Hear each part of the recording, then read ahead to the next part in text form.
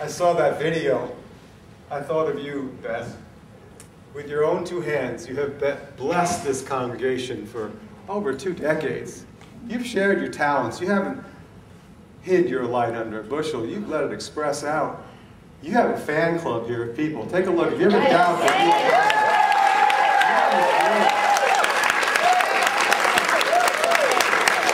I've been listening to the last couple of weeks, people say things, well, I've known Beth longer than you have. No, I know. I knew her when she was born. I knew her before she was born. The Beth Love Connection contest, you know. How long have you known Beth? I've only known you for 9 months, and yet I feel like I've known you forever. From the moment you stepped into my heart, you've said yes. Oh, you want to change the music? You want to sing something different? Well, let me hear what the tune is. Boop, boop, boop, boop, boop. Well, I can play that. Oh, I can do that. I can do this. With my own 2 hands, I can do anything. You are a talented being who shares your love with everybody. And as you close the door to this room in consciousness and walk into another one, please feel the stream of people who are going with you, behind you.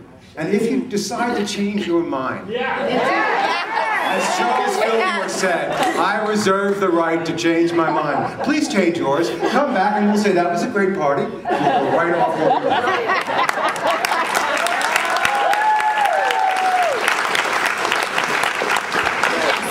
The scripture I thought about today is in the Bible. It's about consciousness, about how invisible substance is made visible on earth, how we do it. We've talked about how the Buddha says that the thought creates the word develops into the deed becomes the habit pattern, and that becomes our personality. Therefore, let all of your thoughts come from the wellspring of love. Well, this is the part about the deed. The deed is an action of giving. It's giving. You're always giving and receiving something.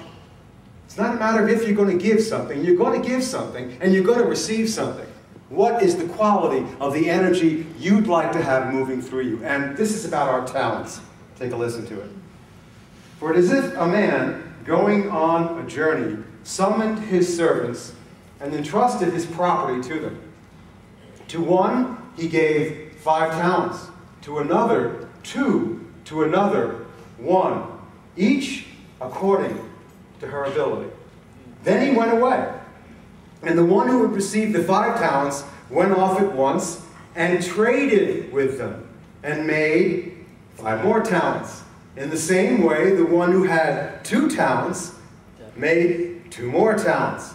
But the one who had received the 1 talent went off and dug a hole in the ground and hid his master's money.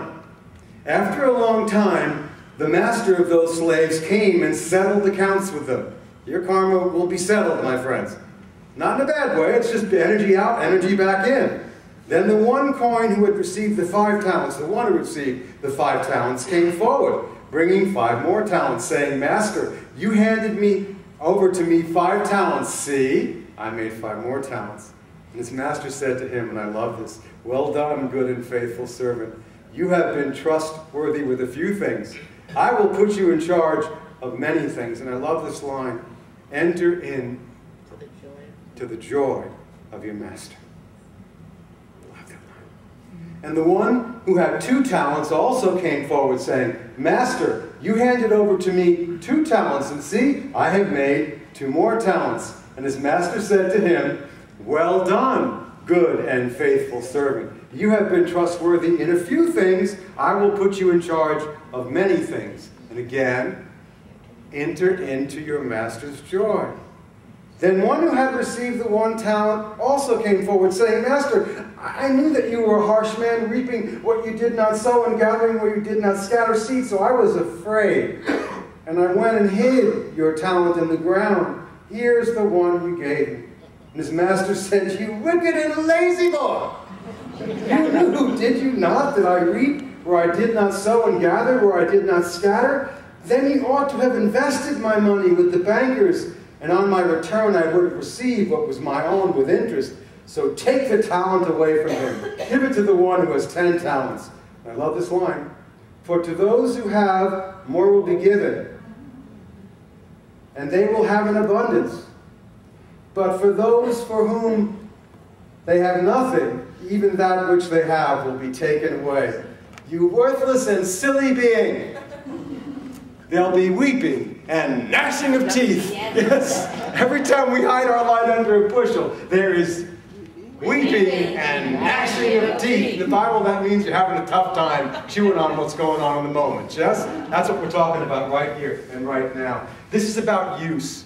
Use it or lose it. It's about increase. It's about the talents that you share is the very thing you will be given. We all have unlimited purchasing power in the kingdom of heaven consciousness. But we have to move it forth and give it and use it. It's true of money. It's true of ideas.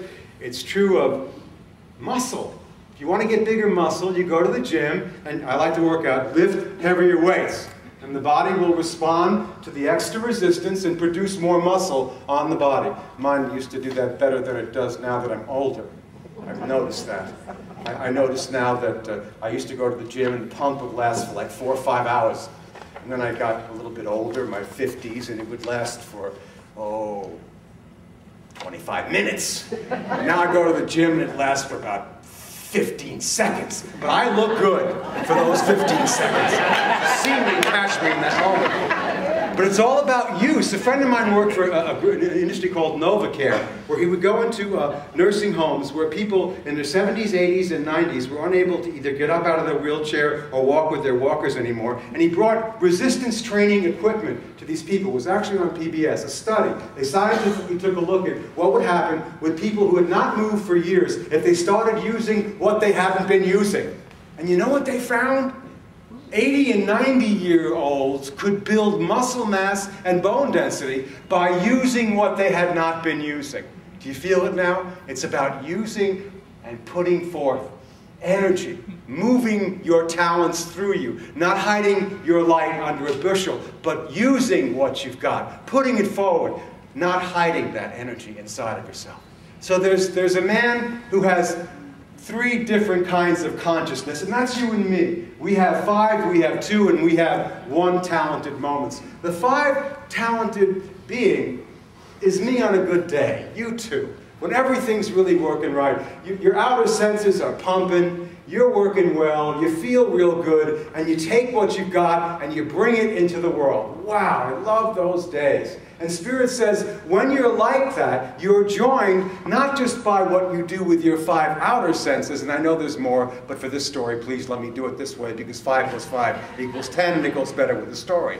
5 talents, 5 treasures, 5 physical senses. When you use what you've got, you merge with your 5 spiritual senses. And I said, like in my meditation, just as you have 2 physical eyes attuned to the world of appearances, you also have an inner eye, the 3rd eye. When your eye be single, your body will be filled with light, Jesus said. When that light is illuminated in you, you awaken to wisdom. You begin to see what you haven't seen. You begin to help out where you can help out because you see what needs to be done. Just as you have 2 outer ears that listen and hear the world of appearances, you also have inner listening. And when you develop that inner listening, then you can hear things you haven't heard. And you can be with people in a way you're not normally with them. You really can connect with them because I hear what you're saying behind what you're saying with your mouth.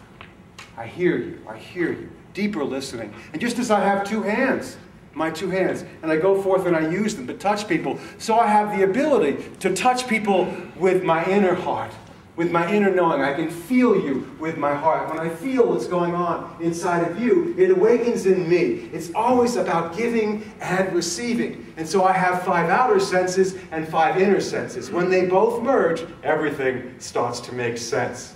Outer sense, inner sense, makes sense, innocence. It shows up. Why do you think we love children? They're there! They're totally present! You're with a child, whatever's going on, they're not hiding it under a bushel. Their spirit and their body are at the same place at the same time. So just as you have a physical body with 5 outer senses, you have a spiritual body with 5 inner senses. And when you work with the 2, then you have moments of heaven on earth. 5 plus 5 equals a Jesus. 5 plus 5 equals a Buddha. 5 plus 5 equals a Thich Nhat Hanh or a Dalai Lama. They're not fooled by the appearances. If we only go around life thinking we're just our 5 physical senses, and I got to grab all the gusto I can, and it's all about me, myself, and I'm very limited in what I experience in my life. I can have a certain kind of success, but it'll only be limited to what I'm visually seeing with my eyes attuned to conditions and appearances. Conditions and appearances are not causes, they are effects. What we see in the world when we turn on CNN, Fox News Network, Price News Network, by the way, when you get attuned to what it is not a cause. It's an effect of us when we're deluded and asleep to who we are. When the two parts of our being merge together, there's moments of bringing forth heaven on earth. And it's about not holding back, but giving. But giving. Open up yourself to who you are. And then there's the two sense being, the two talents. The two talented being is just as much loved by the beloved as the five is. One isn't good or bad, it's just two talents. Done a couple of Dale Carnegie courses. Worked with the Science of Mind Principle 1, 2, and 3. Knows how to make some stuff happen in the world. And so he knows use is how it works. So he's generous and she gives. She gives the two talents. And what happens? Two more are given back. And the divine presence says, my good and faithful servant, you have been good with few things. I will make you master of many. Enter into the joy of the presence, of giving your gift to the world, your treasure, your talent to the world.